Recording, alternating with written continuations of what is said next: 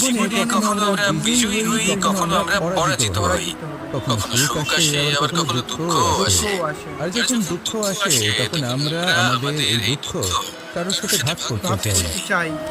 আমরা কারোর সাথে নিজের দুঃখ ভাগ করে নিই, আর সেই ব্যক্তি আমাদের দুঃখ নিয়ে উপহাস করে। তখন আমরা আরো দুঃখী হয়ে যাই। আমরা এই সংসারকে দোষ দিতে থাকি, কিন্তু এতে সংসারের কোনো দোষ নেই। ভুল আপনার যে আপনি কোনো কুপাত্রকে নির্বাচন করেছেন দুঃখ ভাগ করার জন্য। মনে রাখবেন, যদি আপনার শরীরে ক্ষতস্থান তৈরি হয় এবং সেই ক্ষত নিয়ে আপনি প্রত্যেক জায়গায় ঘুরে বেড়ান, প্রত্যেক বাড়িতে আপনি ওষুধ হয়তো নাও পেতে পারেন, কিন্তু সেখানে নুন আপনি অবশ্যই পাবেন। সেই জন্য যখনই দুঃখ পাবেন, শুধু সেই ব্যক্তিদের কথা মনে করুন যারা আপনার দুঃখ, আপনার যন্ত্রণাকে বুঝতে পারবে, যারা আপনার সহায় হওয়ার জন্য প্রস্তুত।